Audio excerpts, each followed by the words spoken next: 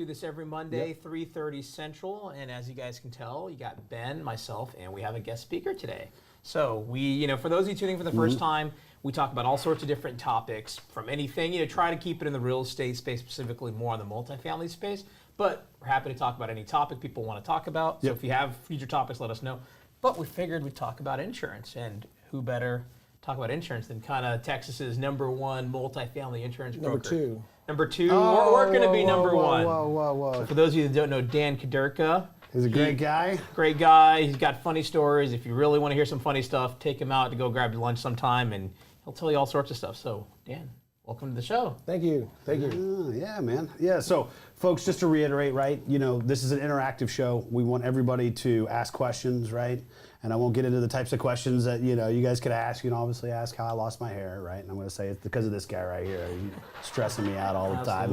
We wouldn't. Well, I figured to bring someone else, attractive to help bring up the Money looks. Mondays without that joke, so I had to throw it in there and just, I'm sorry, you said Money Mondays? It is Money Mondays. If you check your email, I'd send an invoice for my appearance. So. It might kick me into another tax bracket, so if y'all could pay that cash, nice. He's trying to look for tax write-off. So. All right, where's Rock to pay that? Yeah, but no, man. Dan, thanks, man. It's our first time having a guest on the show. Yeah. Love to have our friend, our business partner. Hopefully, I can set the bar for other guests. You got to set the bar very high for people, man. Oh no, that'll be easy.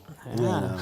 So maybe tell us a little bit. Right? So he's a big car enthusiast, so it's a good way to This guy has got the coolest car collection, but we won't get into that. We have a few. A little about me. Mom's 46 years State Farm agent. I grew up in the business. Was rating cars back in '85 with when they came out with an Echo system, which was DOS-based. You know what that is. Yeah. I do. He's too young for all that stuff, man. I know it does. Emptying trash cans, filing, that sort of thing, and went off to college. Got a master's degree in physical therapy. Realized that insurance is what I knew, so I went back to insurance. Again, worked for State Farm.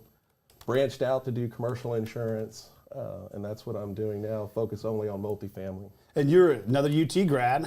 I feel like I'm surrounded by UT grads. I don't know why you didn't wear the burnt orange. Dan has a whole collection of burnt orange polos. He likes to send us pictures of his closets. Well, I'm a third-generation Longhorn, and my dad said when I was picking college, he said, "Son, you can go to any school you want.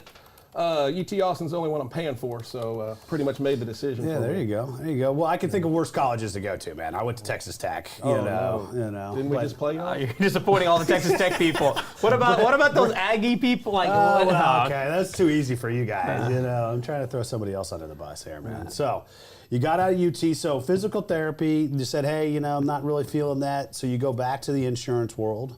Right, but you're doing the State Farm racket there for a little while. I was doing State Farm for a while, and there was a guy that was the number 10 commercial insurance producer out of 17,500 State Farm agents who wrote multifamily. Really? Okay. And I actually knew him from the 80s. That he was an agent that came over to my mom's, but he'd come in and he told me that I was selling myself short and I should be focusing on apartment complexes. And he would come over and train me, and so I slowly started to learn how to do apartment complexes. And it's a lot different than you think doing apartment complexes.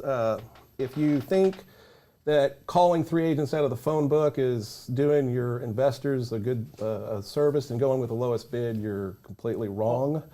Well, let's talk about that, right? So as a buyer, a first-time buyer, they think it's just like your house. I'm going to go bid it out, figure out the best price, and bring it back. Can you explain to people how it works and how they should behave, really, right? Kind of what's the right way to do it and kind of how it impacts both them and you. Absolutely. So when you call around to an agent and the agent says, I got 20, 30, 40 years experience, you need to ask them, is that 20, 30, 40 years of doing it wrong? What does that mean exactly when it comes to you've got that experience? You got to understand, all of these agents are contracted with brokerages, okay? And we're all going to, a lot of us are going to the same brokerages. There's hundreds of them. I like to use the largest brokerages in the nation, and I'll get to exactly why. But essentially, when you call me and say, I want you to quote this apartment complex, I'm not logging into a computer like it was State Farm and quoting your car insurance and spitting out a rate. Yep. I'm going to a brokerage and I'm going, okay, this risk is in Pasadena, Texas. So I'm going over there and I'm going to go, here's where the experience comes in, okay? Which brokerage places the most business over there with which programs? The brokerage, so you're dealing with me, I'm the retail agent, I'm dealing with the brokerage, which is the insurance broker. They have the contract with the insurance companies and the programs to place the business. And years ago, I realized I was dealing with one brokerage. A lot of agents only deal with one brokerage. And when I was starving for business, I realized that I was about 30% higher than every other agent when I was bidding on stuff. And I was like, why? I kept going to this brokerage. Why? So finally, I called another brokerage, got quotes from them, and I said, well, hey, hold on now. You guys are going to the same programs. Your pricing is different than this one. Well, come to find out that those programs look at the volume that brokerage places with that program or that carrier. They look at quote to bind ratio. If they send in 100 quote requests and bind 10, that's bad. Okay. If this guy sends in if this brokerage sends in 100 that program and binds 90, that's good. Then they look at out of that 90, how many are turning in claims. If 89 are turning in claims, these programs don't want to do business with them. They're going to bid it up. Gotcha. So they're almost trying to price. They're trying to price it out of the market, right? Because they don't want to deal with that agent or that broker. Exactly. Yep. So we'll slow down there for a second. So people to realize, right? You're an agent. You have contracts with different brokerages. The brokerages are what kind of provide the conduit to that policy. Correct. And so a big metric for you as an agent is quote to bind. So how many guys like us have asked you for quotes that actually turned into business? Correct. Right, and so you really care about that, and any good agent would, right? Because it's going to help you get the best price, the best treatment as well. Correct. So not only does the brokerage, they're getting pricing based on their quote to bind ratio with the insurance companies, but they're also looking back at the agent and looking if I send in 30 quote requests, how many do I bind? So I learned a while when I'd send in a quote request to take 30 days to get a damn quote. That's not acceptable. Come to find out, I was sending in a quote request for everybody that walked through my door. Yep. Can't do that. What I then started doing is I started calling around to brokerages saying, look at this address.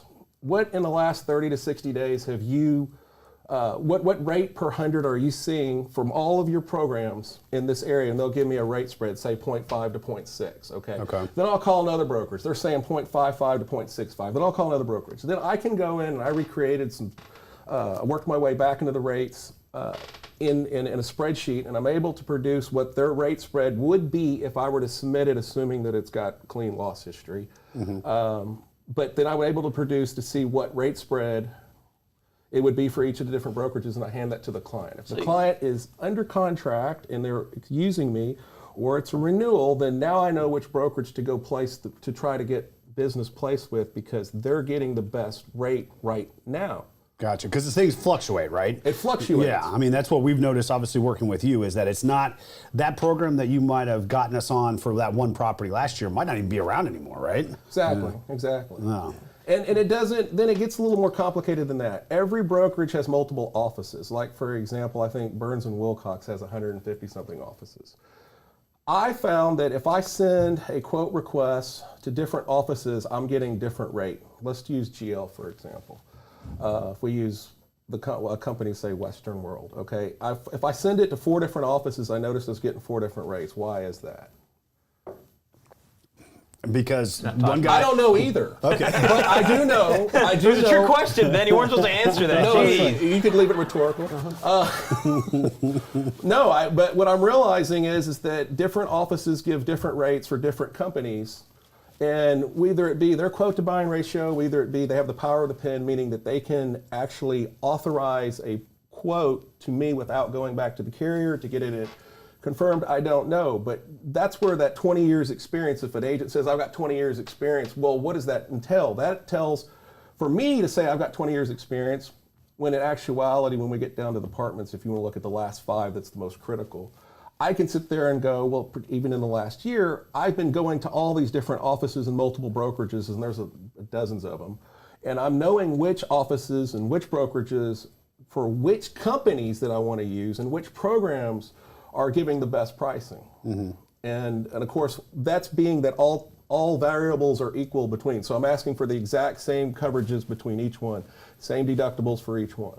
So go ahead. Well, I was going to say, so for those listening, How much do you insure? So people can understand just how many apartments you've seen and what do you do? I mean, kind of mass. It's in the thousands. Yeah. So I mean, Dan clearly has got a big role. It's kind of peeling back the onion a little bit of what happens there. So for those of you tuning in first time, Money Mondays, we do this every Monday, 3:30 Central. We talk about all sorts of different topics. This week we're talking about commercial insurance with no less than Dan Kaderka. So for those of you that want other topics, let us know for the future. And again, a big part of the show is just doing live Q&A. So if you have questions, go ahead and comment at the bottom. We're happy to talk through them. Just kind of flipping through these really quick. Ronnie says, "What's up?" And he says, "Where's the plaid?" I know, man. I know. Dan wore a plaid earlier. We made him change his shirt. No, we're all too paranoid because Ronnie always realizes we wear too much plaid around here. Savion says, "What's up?" And he says he went to Texas Tech as well. Whoa. I only went there for 1 year, so I was just kind of bash on it. I just didn't really like Lubbock. Texas Tech's a great school. And let's see. So Ronnie says community college is the way to go. Fair enough. And Ronnie says, "Don't get Dan into y'all's Starbucks habit." Oh. Dan has a much better habit, I would say. It's cars, okay? He also does not need Starbucks. I'll take that. So that's that. So let's kind of keep going down the story. So you're talking, rate is a big reason of why we go with a brokerage, right? But really, in addition to that, what else, a big reason we use is not just rate, but also just making sure that, CYA, you cover us, right? Across anything happens. So what are the things that people need to maybe understand a little bit about quotes and how to compare quotes? Yeah, so one of the things is that you've got to look for what is actually covered by these policies. So if you're going to go out, if you guys are going to go out, say y'all call me, I'm an investor, and y'all go, "Hey man, I want 500 grand of your money to invest in this apartment complex." Yep. My question to you is, how are you going to make sure that when the shit hits the fan, you're going to protect my 500,000? Well, that's going to fall back on your insurance, okay? So let's just say that you've got aluminum wiring, right? And you've got a fire. Burns down a building and a kid is injured in the fire, God forbid. Are you covered? Are you? It depends on if they're going to cover aluminum wiring. Is aluminum wiring excluded by the policy? Yeah. Is there a warranty that states that the aluminum wiring has to be protected? Yep, pigtailed. Or is it just flat out excluded? A lot of times it's just flat out excluded. If the agent doesn't disclose on the application to the insurance company that's aluminum wiring, and a lot of them don't, 9 times out of 10, just to cover their butt, the insurance company is going to issue a quote and put exclusion warranty. Fire by aluminum wiring is excluded. They're just going to exclude. Is that pretty common though? I mean, yes. Is that one of the most common exclusions? That is on property, yes. Okay. Now you're dealing with the child that got burned. Okay, same thing. Is bodily injury by the peril of fire due to aluminum wiring covered? I don't know. I guess you got to find that out from your agent. You right? got well. If your agent is not explaining this stuff to you, maybe they're not showing you that it's excluded. Yeah. It's very important to know if there is aluminum wiring, and it's very important to know if it's protected and how it's protected. Some companies will come in and dictate that if it's not the Lumicon, which is the purple little wing nuts, then they won't accept it. You may have the Coalar receptacles, they won't accept it. There is an interesting thing that I saw in a policy once before, and it said that the peril of fire is excluded if there is the presence of aluminum wiring. What does that mean, though? That means that if a barbecue pit burns the place down and they go out there and see aluminum wiring in the wall, the barbecue pit that burned the place down is not covered. That's kind of messed up, Don't well, you think? If you go with the lowest bidder, you get what you pay for. Yeah, so you got to be careful and have a broker. So I know you've explained some of this stuff to us, right? So what are some of the major kind of inclusions that you always include? Just because you have been in the business for 20 years, you know better than us as sponsors as to what we need to have in an insurance policy. Right. So in the GL. And for those of you that are buying, looking to buy, this is important. Listen up, take notes. These are the things that you want to make sure that your policy has. Right? Yeah. You don't want there to be an exclusion for assault and battery. You don't want there to be a firearms exclusion. Now, a lot of times an agent will tell you that firearms is included, but their assault and battery is excluded or a sublimit. Well, someone pulling a firearm is an assault and battery. So if they give you firearms but they tell you assault and battery is excluded, don't think that's just a fist fight. someone pulls out a firearm and shoots someone, that's going to be excluded by assault and battery, even though firearms is still included, okay? So assault and battery, you don't want that excluded. Firearms, you don't want that excluded. Animals, you don't want that excluded. Now, a lot of companies will differentiate and say you can't have certain breeds. You don't want that either. Okay. You don't want that either. Just in general, no animals excluded.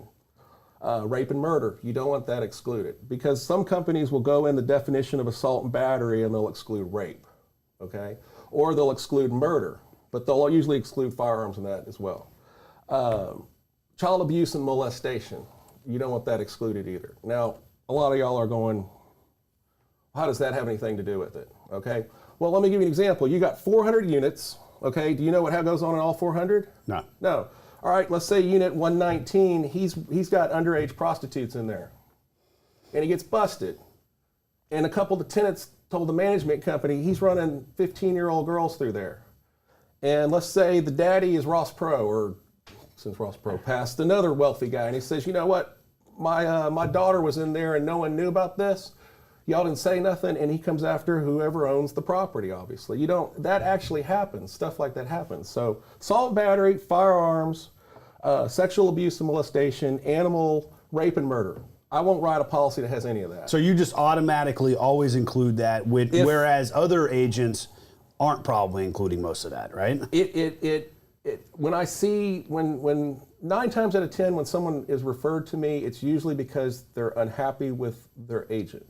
And I always say, give me a copy of the policies that they have written. I will tell you if your agent is doing their job or not.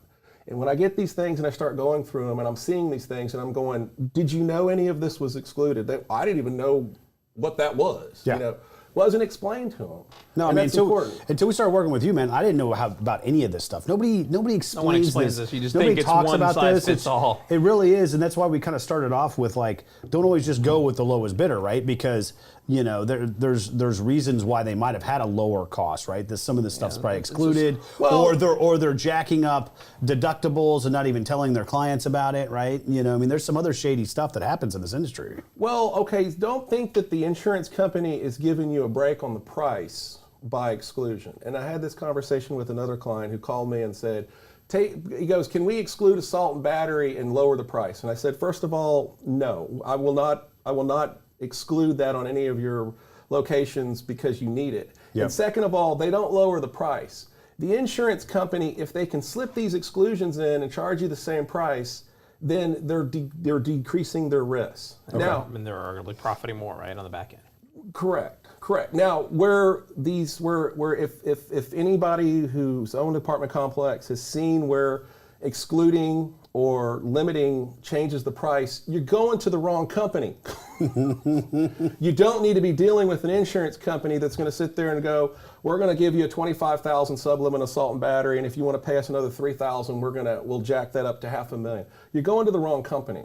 And how do they come up with that? Well, each company runs a crime stat based on whatever database they pull from. Honestly, I've never been able to get an answer on that. I think what they do is they look at the claims that they've had for that particular zip code and they base it on that. Because one company will sit there and tell me I got a crime score of a 15, the other one will say 60 for the same zip code. That company will give me an exclusion and known demand. The other one will say, we're not going to exclude anything. Yep. You just got to go to another company. I deal with 4 different brokerages that I've identified who I think they have access to all, they're large brokerages, they have access to all the reputable companies on GL, totaling about 30 different companies. I have my favorite GL companies I start going with, okay? As if those companies are declining to quote for something they don't like about the risk, if there's bad claim history, or if they pull their crime stat and they don't like it, then I move to the next company and I go down my list. It is rare that I will go and literally go to all 4 brokerages shopping, but eventually I will find a policy that I will give to my client, and what you'll see is we may start at $8,000 and we get up to $15,000 sometimes, okay?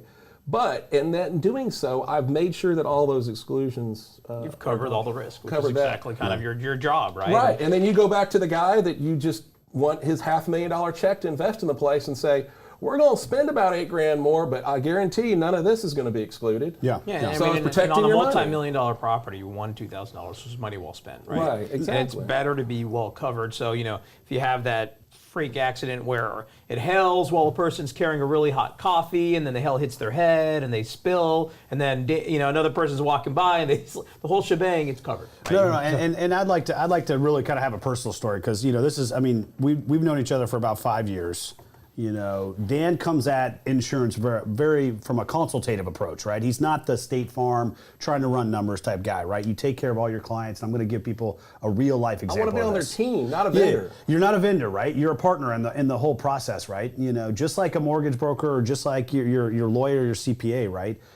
Dan is doing the part for the insurance. But one specific story that I have was during Hurricane Harvey, right? Some people know the story. I won't get into it too much. But one of the properties that we own flooded. And I didn't know what the heck was going on, right? Personally, we had some house. Never do. I never do know what the hell's going on. But anyway, the property was flooding. I had my stuff happening here in Houston that was flooding as well. So I was running around with my head chopped off. I went to Dan hat in hand and said, "Hey, help me out, man. What do I do?" Right? He walked me through the whole entire process, all the way up to sitting on the phone for 6 hours with FEMA and helping us get the right amount of inspectors out there, not the 15 guys that they wanted to initially send. You got it down to 3. Well, right? With FEMA, every building is its own policy, and their system auto assigns an adjuster for every building. You got a 40 building complex, you can have 40 adjusters. Yeah. You think they would be more organized than that, but I'll just say the word government, okay? Yeah. So I was on the phone and was able to consolidate to a couple of adjusters for you guys. But I was on hold a lot. No, yeah, but still, man, you spent a better part of your day just helping one client with one property, right? And he's got dozens of properties and dozens of clients, right? So that's how much he cares about our success. And so that's a personal story that, and he won me as a client for the rest of my life because of that and what he did for us. So, but that's huge, right? Because if you think about it, your insurance guy, can you even get him on the phone, let alone expect him to sit on the phone with FEMA, a government agency, for 6 hours? I doubt it, right? That's how I kind of look at it, man. The best advice that I can tell anybody is this. Whenever your agent slides you a quote, I don't care if you have sticker shock or not, look straight down and go, why is it so cheap? You would be shocked at all the things he starts telling you we can add back that you thought was automatically built in that quote. Well, we can get that $1 million deductible down to $500,000 if you want to. I'm sorry, I had $1 million what? But let's talk about that, right? That's a big thing, right? Playing around with those deductibles, that can change the price, right? It can. My philosophy is this. I always structure it to where it is the policy minimum deductibles. Therefore, there is no argument as to why is my deductible so high. Yep. And I just cheapest you can get it. Period. And you'd be shocked the cost difference to go from, a small deductible to catastrophic is not as big as you think. You need to build that in. And the other thing too is on the percentage deductibles. If particularly Houston, okay. You really want it to be per building and not per TIV.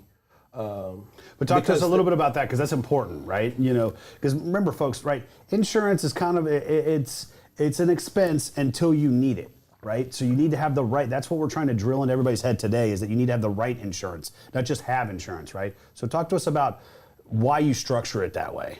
Well, but before we do that, really quick, Money Mondays, do this every Monday through 30 Central. If you have any comments, questions, please go ahead and leave them. We're going to do a live Q&A here shortly. And, we're talking insurance. We're happy to talk about all sorts of different topics. If you have any suggestions, let us know. But kind of going through, Iggy says, what's up? What's up, David? Hey. And let's see, Ronnie says, Dan, you should do a multifamily car meetup. Oh. Don't know what that really is. We can bring all the multifamily people in their cars. Everybody just wants to see your car collection, dude. That's the whole thing, man. He's got a new just looking car for an that he's excuse. getting as well. He hasn't told us about, so we're curious what that one is. We're going to find out very soon. So we got to let everybody know once he finally tells us. But, all right, back to my question. So yeah. why do you structure And we got 5 like more that? minutes, people. So if you have questions, comments, put them sooner than later. Yeah. Okay, so in Houston in particular, when a storm hits, 9 times out of 10, every single building's not going to be damaged, okay? Okay. If you got 40 buildings, the way that they sit, you may get the front half of them get hit, and then the back half don't get hit. If you have a percentage deductible for the entire value of all of the buildings, and you're only trying to fix the front 9, you're screwed. Yep. The deductible lowers itself per basis of the fact that you're only turning in a claim for 9 buildings and not 40, okay? Now, in North Texas, it's a lot different. They deal with hailstorms, all right? A hailstorm's going to hit every building. It really doesn't matter. If it's a percentage per building and you got 40 buildings and every one of them gets hit by a hailstorm, then it's really, you're doing a percentage per the entire schedule. But in Houston in particular, you definitely want to itemize those out. Gotcha. All right, so It ends up being more cost effective for the client to do that in terms of their out of pocket when a claim comes. I honestly, in all my years of doing insurance, I've never seen a large apartment complex every building hit, ever. No, I mean, it's just not doesn't even a hurricane, right? You might have windstorm damage on this side. You might have a little bit of flooding over here, right? But ultimately, the whole entire property is not going to just blow over. Right? I've never seen it happen. Yeah. Well, knock on wood. If you're on the coast, obviously, I'm talking more Houston We proper. saw that picture of the hotel in Lake Charles. All the glass is destroyed on that Yeah, one. you That's gotta hate to be nice. hate to be the owner of that thing, right? You know. Well, So it depends cool. on if he's insured properly or not. That's true. Yeah. That's very Because you're true. And properly, no you one want to knows be guys the they owner pro- of that thing, right? I had a. So the glass has been needing to get replaced. Oh, now that's a CapEx fix, insurance. Let's just bind that to the insured. So Yeah. I'll tell you a small, quick, funny story. When I first started doing multifamily many years ago, and I honestly didn't know what I was doing, I erred on the side of caution, and I had a client with 36-unit mid-rise that he just built. And he literally just finished building it. And I'm sitting there and I'm like, I don't know what to insure this thing for. So I just came up with a number and insured it. And right after he finished it, he leased all the units. This gal was driving down the street. She pulls her car was smoking. She pulls her car underneath it. Car catches on fire, catches all the insulation on fire. Oh, gee. And it basically turns the whole base of the building into a frying pan, and it melts all the PEX plumbing, which flooded the whole building, and this whole thing just was a total loss. And we're going through the claim process, and the client calls me on conference call, and he goes, how did you come up with your building value? And here I am shaking like a leaf thinking, oh God, this guy's gonna sue me, it ain't enough money. He goes, I said, well, that's just based on years of experience of what I would think that the replacement costs would be. And he goes, well, you're way off. And I was like, oh, this is not good. And he goes, we want to know where we can take you to lunch. The insurance company. I want you to pick a nice place. Well, the insurance company's giving us $2.7 million more than it cost us to build it, and they said it's our money. Hey. And I was like, yeah, well, it's going to be somewhere nice, all right? So you didn't go to the McDonald's. You went down to the CC's Pizza. Oh. Cinnamon rolls, CC's Pizza, cinnamon rolls, best cinnamon rolls in the He world. loves these. He I like to loves admit these. that. He's talked about this multiple times. Yeah. You know. Awesome. No, man. So that's based on the experience, right? You know, and so That's what having the right. Yeah. And 40 years experience, 20 years, 30 years, whatever your agent tells you, that's great. But if he passes you off to a secretary or an assistant that doesn't have any experience, they're not doing any service whatsoever. No, absolutely, man. Absolutely. Absolutely. All right. Hey, so we how got can any people get a questions? hold of you really quick? Well, smoke signals are great. Dan at strategicinsurer.com, so probably the best way to get a hold of him. If you want his cell phone number, email me. It's up for grabs for the highest bidder.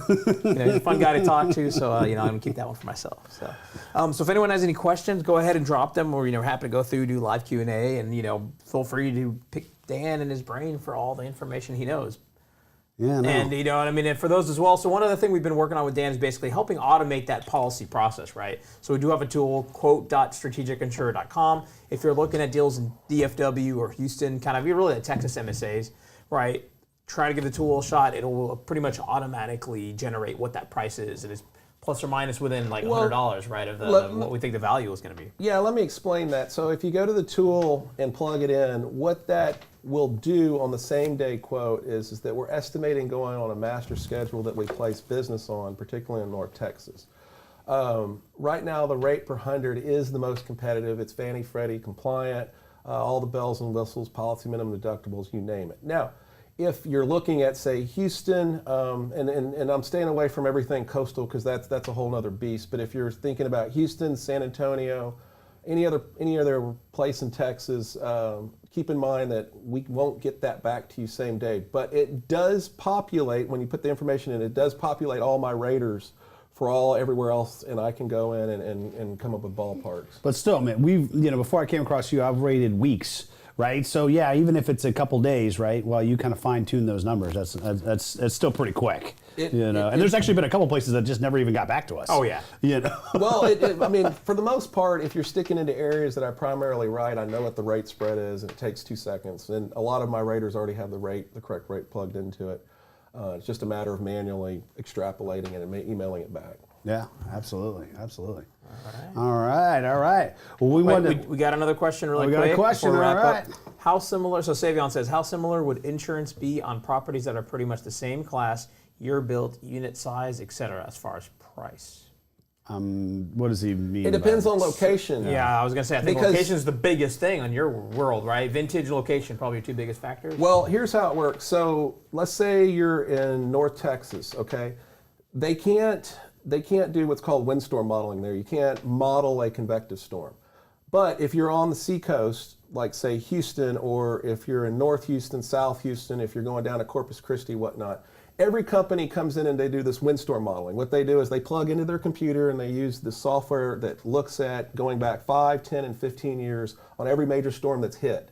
And then they look at that particular company or program looks at their concentration of all the complexes they insure in that area of your complex. And based on that, they determine if they want to take more exposure or less exposure. If they've got a ton of business in Houston, they're going to charge you a higher rate. Yep. Okay. Let's say you're looking at Corpus, they don't have anything in Corpus. They want to spread it down because they know that when a storm comes and hits Houston, this guy in Corpus most likely won't get hit. And if it hits Corpus, these guys in Houston won't get hit. So if they've got no exposure in Corpus, they're most likely going to give you a more competitive rate than someone who has a ton of concentration in Corpus. So that's again where it gets to experience and knowing which brokerage to go to, and then which programs, and usually that changes every 30 days as people renew, new business comes in and business moves. That's why on my end, I see them stick with one program for a year.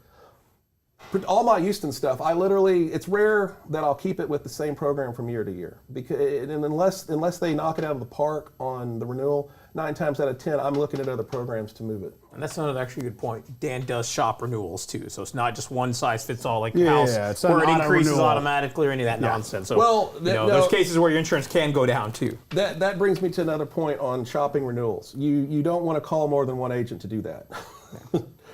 Here's why. So whoever makes an application to a brokerage, that's who that brokerage is going to deal with first. So if you call another agent, they make application to brokerage A, and I come along a week later, I'm completely locked out from that brokerage, okay? Now, I can get to the companies that brokerage represents by going to another brokerage if that brokerage A hasn't taken that application and sent it to all those different programs. 9 times out of 10, they will. All right, so this agent has filled out an application. He's put in whatever information he's put on it. It has gone to this brokerage. It has gone to these companies. Now, if that brokerage is not a large producer per se for one of the companies that I want to use, and that company gives a quote to that brokerage, and let's say it's $100,000, all right? And the client gets sticker shock and calls me and then says, I'll sign a broker agent of record letter over to you, transfers the access to me, locks the other agent out. And I go to my brokerage and I could have got the same product for $60,000. I can't now because that company is not going to requote it. They're going to transfer it over to this brokerage and I'm going to be handed a $100,000 quote to sell. The other agent is effectively screwed up and Okay. I can't fix it. So you got to... So they soured the market essentially, right? Yeah, you just don't want to do that. If you have too many agents, if you have more than one agent, for that matter, is out there soliciting apps that are soliciting bids from multiple companies, you're just gonna screw it up. Now, here's a better one. Let's say you come to me, I go to brokerage B, I get a $60,000 quote, and you think I'm too high, so you go over and call this other agent. He solicits to brokerage A, who goes to the same company, and there's something on that app that they don't like that's different from my app. That $60,000 quote can turn into $100,000. They don't know the best way to position things. They don't know who's lying on the application. No, and it's either me, it's the other agent, or it's It's the buyer. It's the apartment. The client. Yep. Yep. They don't know, so they're going to err aside towards error of caution and bid higher. Yeah. I'll tell you another story. This is a true story. This happened not too long ago. I had an $87,000 quote 2 days before a renewal for a client. He had sticker shock. This was on a Monday. He renewed on Wednesday. He called another agent on Monday without me knowing, but I found out real quickly about it. He called the agent of the person that the guy he bought the complex from. He called their agent who used to be on it before. Mm-hmm. And that agent submitted apps to the program that I had a quote from. Realized he was blocked. So he couldn't get a quote. I already got there first. Well, that program only wanted 3 years loss history, which was clean. He had no reason to do this other than out of just spite. Yep. He sent 6 years of loss history, which included a multi-million-dollar fire loss on the 6th year. I got a call at noon on a Monday saying, we rescind our quote. They didn't jack the price, they just pulled it away. And then he sent it out to everybody else. I had nowhere to place coverage on that Tuesday, nowhere. And he calls me and I said, I'm going to have to recuse myself. Whenever a client calls another agent and does this to me, there's nothing I can do. He goes, Dan, please, can you put it back in the horse? I said, okay, let me call in a favor. I called a broker. We'll leave that analogy like that. Right? I called a broker. He said, I am personal friends, golfing buddies with an underwriter at a company. It's a good company, they're just not cheap. I said, just send it over. He produced a quote that Tuesday. We went from $87,000 to $156,000. Jeez. And we bound it. So that little price made shopping an $80,000 mistake. Yeah. Or $60,000 mistake. That's big. That's big. So again, you interview the agent, pick the agent that you want to work with and work with them. Bring them on your team. Yeah. Say, how many brokerages do you work with? How many different companies do you go to? Do you understand how any of this process? If they just go to one brokerage and they want to go to one or two companies and that's it and that's all, they're not very well experienced. You're dealing with the wrong agent. Heck yeah. Pick your agent, interview them, get them on your team, and then everybody work together across the finish line. Well, you got a ton of knowledge, man. I think we're going to have you back, yeah, man. We definitely appreciate you taking some time for us. So once Thank again, you. Hopefully Dan you guys enjoyed it. Kaderka. That was fun. So Dan Kaderka. Yeah, Dan Kaderka, Strategic Insurance Group, Dan at strategicinsured.com. Check him out. Check out the tool. He's got a really cool tool, and we will see you next week. Next week. What are we talking about next week, Ben? Put you on the spot. Ben doesn't real even know. estate syndication structures. Real estate syndication. Nice try. Shanna's got his back. So, all right. No, we'll see you guys next weekend. All right.